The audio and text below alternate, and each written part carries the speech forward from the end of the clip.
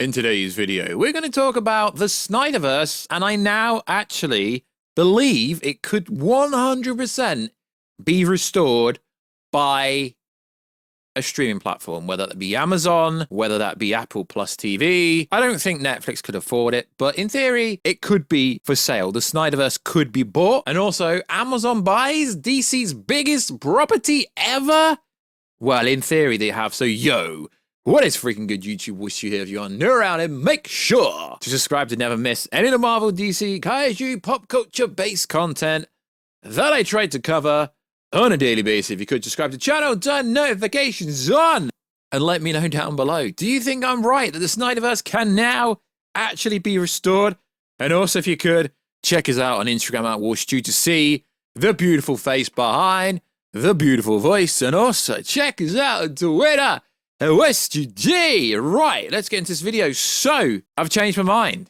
I'm allowed to change my mind. As a human being, I can actually change my mind. This is based on factual information. Now that Amazon has just restored a property that is kind of beloved, one of DC's biggest properties ever. Yeah, okay, it is an animated version of Batman, but it's still Batman nonetheless. It's not True Detectives. It's not a wannabe HBO Max series that no one actually cared about. It's Batman. Caped Crusader moves to Amazon. They've just ordered 2 seasons. So, your boy WarStew believes that Amazon could restore the Snyderverse. I still don't believe Netflix could because they've got no money. So I'm still sticking to that storyline that Netflix can't buy the Snyderverse. They have no money. They're poor. They're in debt. Okay, they're not actually in debt, but they're hemorrhaging money. And I think it's funny when people comment and say, no, they're not. They've had their lowest profits in 10 years. It's just not going to happen, lads. It's not going to happen. So, as we know, Warner Bros. Discovery is in huge debt, somewhere around $48 billion. I mean, I've not spoke to David Zaslav recently, but somewhere around there. So, they could sell the Snyderverse stories off to Amazon Prime if they wanted to. Now, a big part is if they wanted to. Now, there's a big, I don't know what to call it. There's a big thing where people think eventually they're going to sell off DC or the whole of Warner Bros. To someone like Comcast, or someone's going to come in and buy it. I mean, it does look like they are leveraging everything in theory to do that. David Zaslav just wants the bottom line. He just wants money. He wants all the money.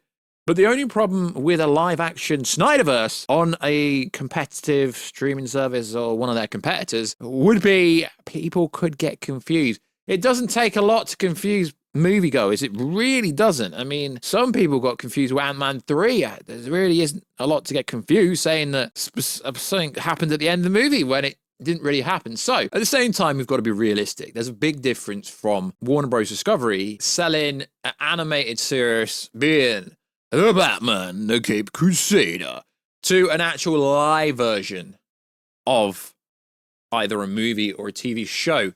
There could be some confusion. So the series for JJ and Matt Reeves and Bruce Timm was previously developed for HBO Max. So this isn't the case as before when I trolled it. This is actually a quite popular series. This would be really popular for sure.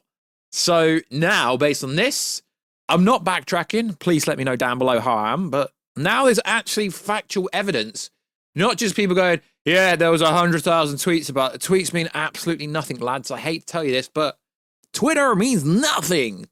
It means literally nothing.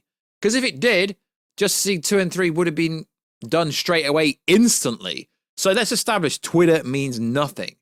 The show move comes as DC's studios boss, James Gunn, and Pete Safran, who Warner Bros. Discovery CEO David Zaslav hired last year to bring order to DC properties. The duo has plotted out a 10-year plan to tell a unified story across film, television, gaming, and animation. So one thing I find quite funny about everyone getting behind James Gunn is people that dislike the Suicide Squad movie and Peacemaker are like the biggest James Gunn fan on Twitter, saying he's going to make the greatest Superman movie ever. Okay, I really like Guardians of the Galaxy Volume 1. I like Peacemaker.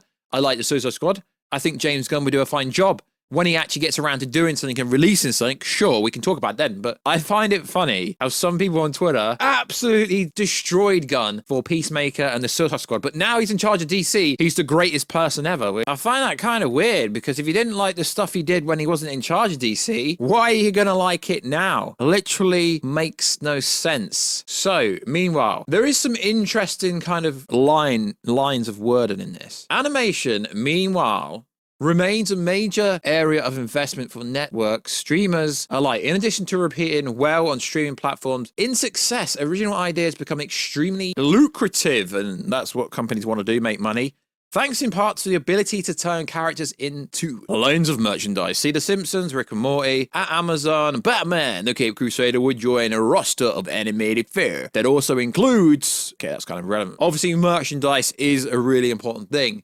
So let's just talk about Spider-Man for a minute. So Spider-Man is owned by Sony, okay? They get there's a new sharing arrangement where Disney gets a little bit more of the percentage from the box office. But when it comes to merchandise, Spider-Man makes billions of dollars a year in merchandise. And careful for spoilers, Disney owns the merchandise rights to Spider-Man. So obviously we're not saying the Snyderverse or anything like that would generate that kind of money. But the point is, you can make a lot of money in selling merch if you get rights properly. So in theory, Netflix or Amazon, whatever, whoever could take over the Snyderverse, Warner Bros. Discovery could be like, yeah, cool, you can do that. You can sell merch, but we want like 60% of it. And they could do that. Or they could say, yeah, you can't do that. We'll sell the merchandise. But like I keep saying, the problem with this is live action Snyderverse, if that was restored on Amazon or Apple, not Netflix because they can't afford it. I really find it hilarious how people think they can. Netflix cancels all the best shows they've got. Like, just look into it, lads and ladettes. So the problem is 2 live action versus having Justice League characters. I don't think they could do it still. Although, hypothetically, I said at the start of the video, it is possible. It's just, it would confuse the general audience. It really would. Now, a animated Snyderverse being restored, I really think that could happen. I really could see that happening based on evidence that Batman Cape Crusader is going to Amazon. I think they could do a really good animated version of the Snyderverse on Amazon TV. You know, Amazon have Invincible, really cool series. It's done really well. And there's so many cool animated series, more in like kind of, you know, in the anime like Dragon Ball Z, etc. There are a lot of Rick and Morty. There's so many big animated shows that I think the Snyderverse could do it that way. Now, obviously, I presume if they were to do it, that Zack Snyder would have to get on board in a roundabout way because it's kind of his universe and he'd want to be behind it. But I don't think Zack could have anything against it being turned in to some variants of an animated series, but I honestly think that's the only way it could be restored. So the Caped Crusader moves to Amazon, comes after Zaslav revealed his studio would develop more Lord of the Rings movies. Amazon coincidentally controls the TV rights of the Lord of the Rings franchise, and now will count Warner's Batman as part of the service they're offering.